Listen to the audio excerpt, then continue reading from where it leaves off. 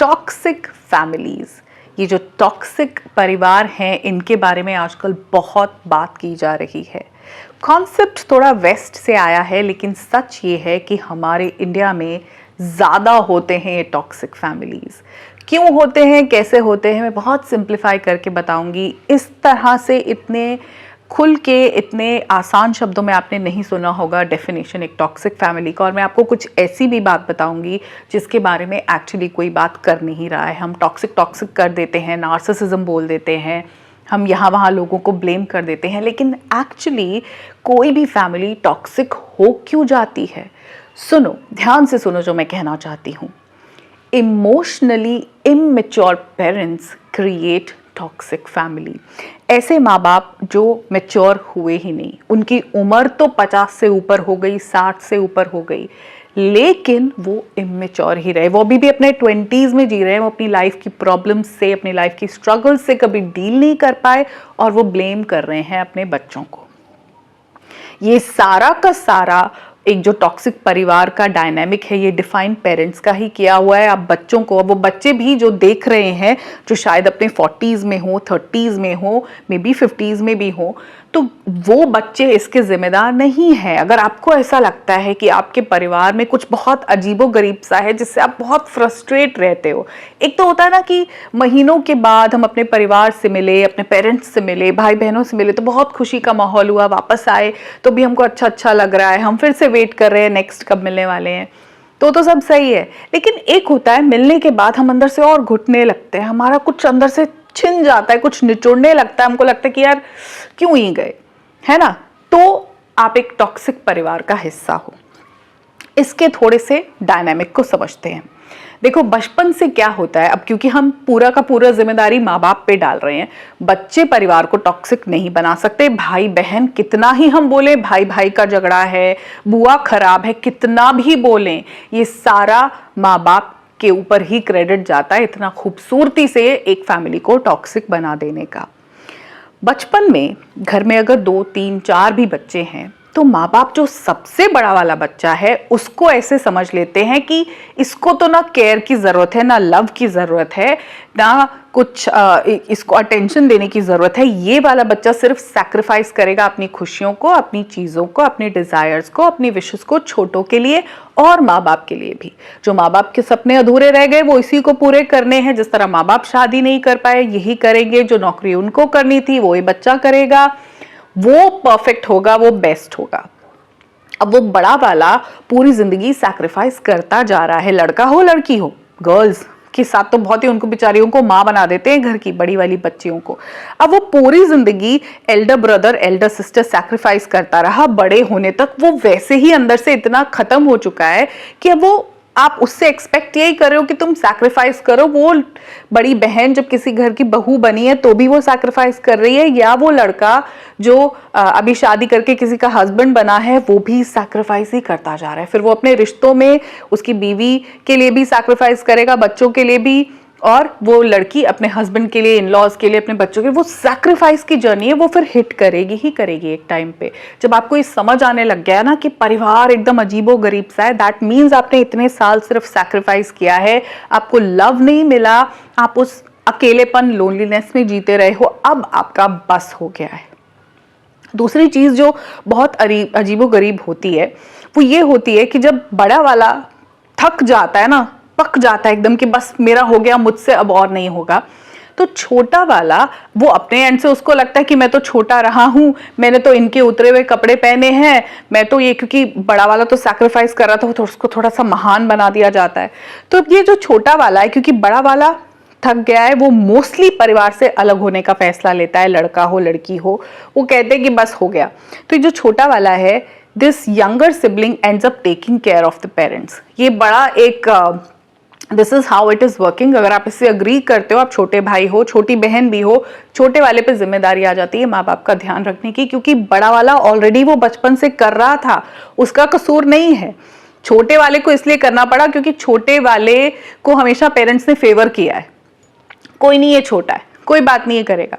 तो बड़ा वाला इसलिए परिवार से थोड़ा दूर होता है और छोटे वाले के ऊपर जिम्मेदारी आती है। अब छोटे वाले को नफरत हो गई बड़े वाले से, बड़े वाले को ऑलरेडी फैमिली से प्रॉब्लम थी, तो सबको एक दूसरे से प्रॉब्लम हो जाती है। अब ये जो माँ बाप है ना, यहाँ पे न्यूट्रल रोल प्ले नहीं करते, ये भड़काते हैं भाई बहनों को एक दूसरे के खिलाफ बचपन से। जब बड़ा वाला किसी चीज के लिए आवाज उठाता है तो फटाफट कहते हैं देखो कितनी बदतमीज है ये, देखो कैसा है ये तो शुरू से ही ऐसा है। अब छोटे वाले के कानों में शुरू से ये पड़ा है कि ये बदतमीज है, ये ऐसा ही है, इसको अपनी ही चलानी है, ये नहीं समझता, देखो कहा था छोटे के लिए कर लो। छोटे वाले के लिए बोलेंगे कि किसी की सुनता नहीं, इसको मर्जी करनी है। पेरेंट्स के लिए बच्चे बच्चे हैं, पेरेंट्स के लिए थोड़ी कोई बड़ा छोटा है, उनके लिए तो बच्चे हैं। उन्होंने बचपन से ये सीड प्लांट कर दिया भाई बहनों के दिमाग में, ये बदतमीज है, ये बेकार है, ये तो हमेशा लड़ाई की बात करती है, ये तो हमेशा ऐसे करती है, इसको तो हक के लिए लड़ना है। नाम दे दिए जाते हैं घर के भाई बहन को। उन बच्चों में बचपन से एक दूसरे के लिए प्यार नहीं होता, वो सब कंपटीशन में लगे हुए हैं कि कौन अच्छा है। और बड़े होने के बाद छोटा वाला ये प्रूव करने लगता है मैं अच्छा हूं, बड़ा वाला तो बेकार है। डल गई फूट, पूरा परिवार अलग हो गया। अब जब किसी फेस्टिवल पे साथ आना होता है तो सबके मुंह इधर उधर बने हुए हैं। दो भाइयों में स्पेशली ये होगा।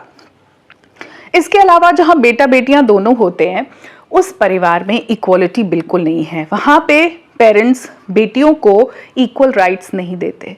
बेटियों को पढ़ा रहे हैं, स्कूल में भेज रहे हैं, लेकिन कोशिश ये है कि उसको घर के काम सिखा दिए जाएं, उसको घर तक लिमिट रखा जाए।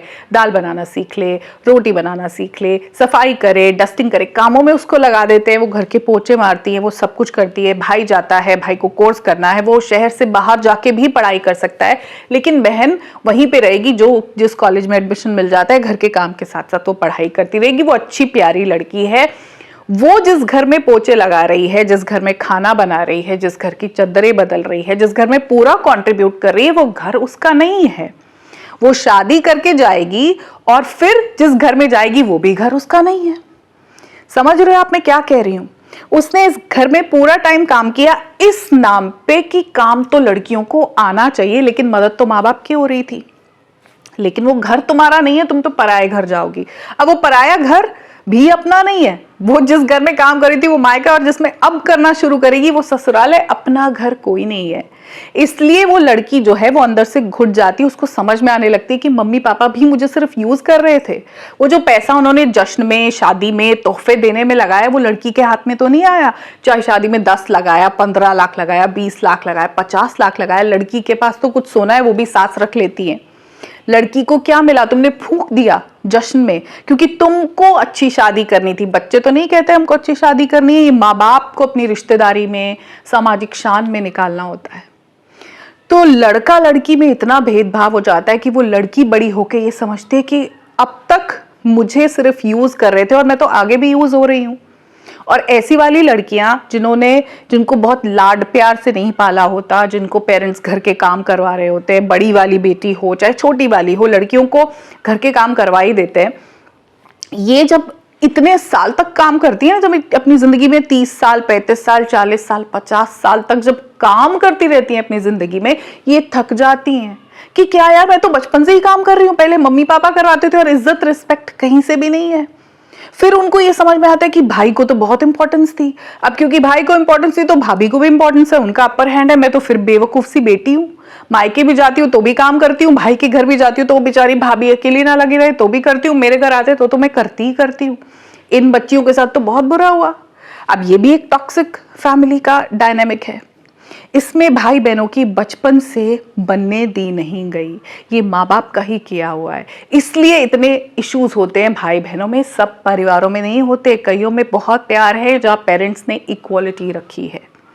अब जो एक सबसे कमाल की चीज होती है इन टॉक्सिक फैमिलीज में, वो इनका ना एक सीक्रेट होता है।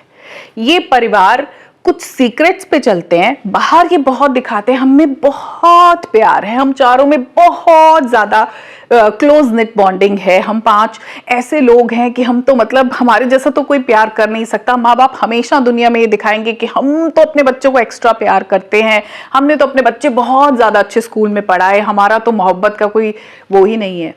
लेकिन इनके पीछे के डार्क सीक्रेट्स ये बच्चे जानते होते हैं। इनको जल्लादों की तरह माँ बाप ने मारा होता है। इनको इतने नील पड़े होते हैं शरीर पे कि ये बच्चे किसी को बता नहीं सकते बाहर। अगर इन्होंने ऐसी कोई बात अपने स्पाउस को बता दी तो तूने उसको बता दी। अरे अगर आप इतने प्यार वाले हो तो आपको प्रॉब्लम क्या है? क्योंकि माँ बाप ने तो तुम्हारी भलाई के लिए मारा था।